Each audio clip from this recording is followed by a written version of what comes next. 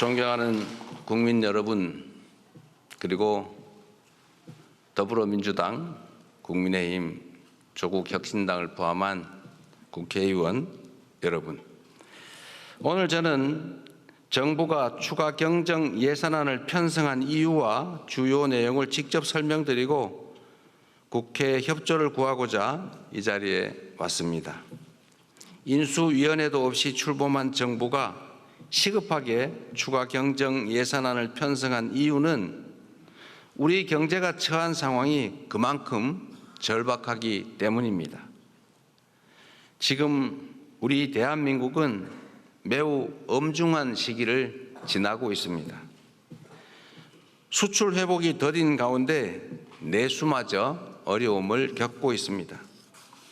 고물가, 고금리, 고환율에 경제 성장률은 4분기 연속 0%대에 머물고 심지어 지난 1분기는 마이너스 성장을 하기도 했습니다. 중산층의 소비 여력은 줄어들고 자영업자들의 빚은 더 이상 감내할 수 없는 수준에 이르고 있습니다.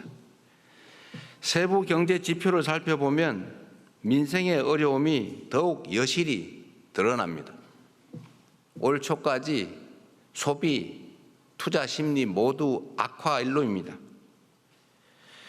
올해 1분기 정부 소비, 민간 소비, 설비 투자, 건설 투자가 모두 역성장했습니다. 즉 줄어들었다는 뜻입니다. 구직을 단념한 청년들의 숫자는 역대 최고 수준을 기록합니다. 폐업한 자영업자 수도 연간 100만 명입니다. 취약계층의 가계대출 연체율은 또 급등하고 있습니다. 가계만의 문제가 아니라 금융의 취약성까지 드러내고 있습니다. 코로나 팬데믹도 견뎌낸 우리 경제가 지난 3년간 너무 심각한 위기로 빠져들었습니다.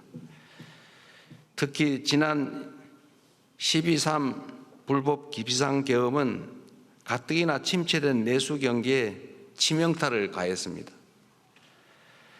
미국발 관세 충격부터 최근에 이스라엘, 이란 전쟁까지 급변하는 국제 정세는 한치 앞을 예측하기 어렵습니다. 그래서 지금은 경제가 다시 뛸 수 있도록 정부가 나설 때입니다. 경제 위기에 정부가 손을 놓고 긴축만을 고집하는 것은 무책임한 방관이자 정부의 존재 이유를 스스로 부정하는 일일 수도 있습니다.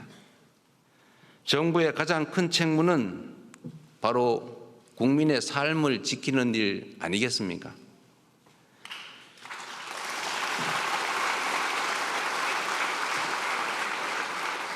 국민의 삶을 지키는 정부, 그리고 위기 앞에 실용으로 답하는 정부라야 합니다. 이념과 구호가 아니라 경제와 민생을 살리는 실천이 바로 새 정부가 나아갈 방향입니다.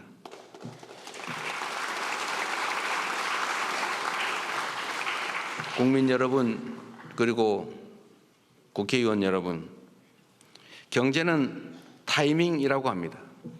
지금이 바로 그 타이밍으로 생각됩니다. 저는 취임 첫날 첫 행정지시로 비상경제점검 TF를 구성하고 경기 침체 극복과 민생 회복을 위해서 30조 5천억 원 규모의 추가 경정 예산안을 편성했습니다. 신속한 추경 편성과 속도감 있는 집행으로 우리 경제, 특히 내수 시장에 활력을 불어넣는 것이 중요하다고 판단했습니다. 경기 회복의 골든타임을 놓치지 않도록 국회에 적극적인 협조를 부탁드리면서 추가 경정 예산안 세부 내용을 설명드리겠습니다. 첫째, 심각한 내수 침체에 대응하기 위해 소비 진작 예산 11조 3천억 원을 편성했습니다. 약 13조 원 규모의 민생 회복 소비 쿠폰을 편성해서 소비 여력을 보강하고 내수 시장 활성화를 지원하려고 합니다. 소비 쿠폰은 세금을 내시는 분을 포함해서 전 국민에게 보편 지급하되 취약계층과 인구 소멸 지역은 더 두터운 맞춤형 지원으로 편성했다는 말씀을 드립니다. 모든 국민들은 1인당 15만 원씩을 받으시되 형편과 지역에 따라 최대 52만 원까지 지원하게 됩니다. 지역 경제에 숨을 불어넣기 위해 지역사랑 상품권에 6천억 원 국비를 추가 투입해서 할인율을 인상하고 발행 규모를 8조 원 추가로 확대했다는 말씀을 드립니다.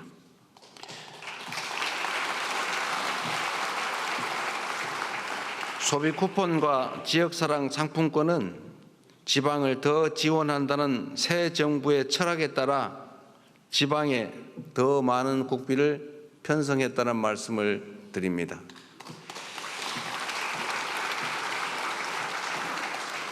둘째, 경기 활성화를 위한 투자 촉진 예산 3조 9천억 원을 편성했습니다. 철도, 도로, 항만 등 집행 가능한 SOC에 조기 투자하고 침체된 부동산 PF 시장에 총 5조 4천억 원의 유동성을 공급하는 등 건설 경기를 살리기 위한 예산을 담았습니다. AI와 신재생 에너지 관련 투자를 확대하고 벤처 중소기업 모태펀드 출자 등 1조 3천억 원의 자금 지원으로 대한민국 성장 동력을 되살리고자 했다는 말씀을 드립니다.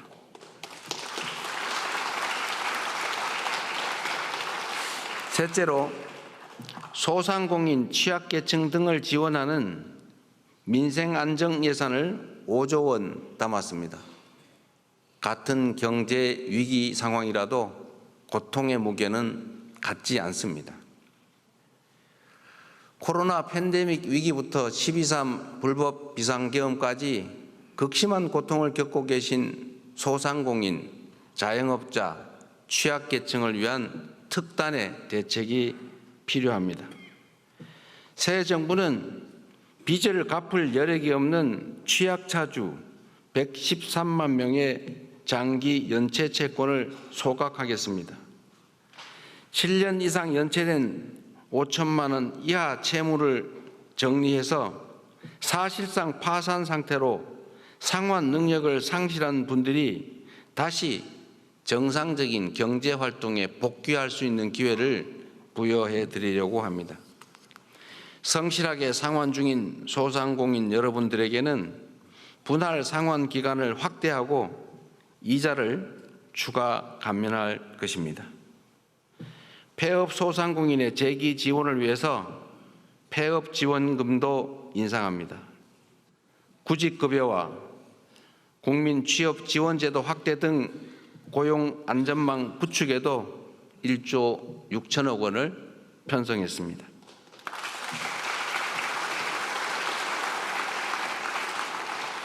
넷째, 10조 3천억 원 규모의 세입 경정을 추진해서 재정 정상화의 시작을 알리겠습니다. 이번 추경안에는 세입 경정을 반영했습니다. 재정 안정성과 국회의 예산 심의 확정권을 존중하기 위한 것이라는 점을 말씀드립니다. 2023년과 24년 이 두 해 동안 도합 80조 원 이상의 세수 결손이 발생했습니다. 그리고 올해도 상당한 수준의 세수 결손이 예측됩니다. 만약 세수 결손을 방치할 경우에 정부는 연말에 예산을 대규모 불용 처리할 수밖에 없게 됩니다. 이렇게 되면 정부가 예산을 계획만큼 지출하지 못할 뿐 아니라 지방재정 지원도 줄어들게 됩니다. 이는 사실상의 긴축재정 운용으로 민생과 경기 회복의 걸림돌이 될 수밖에 없습니다. 새 정부는 변칙과 편법이 아닌 투명하고 책임 있는 재정 정책을 펼치려고 합니다. 추경안에 세입 경정을 반영해서 이미 편성한 예산이라 해도 필요한 사업만을 적재적소에 집행하려 하는 것입니다.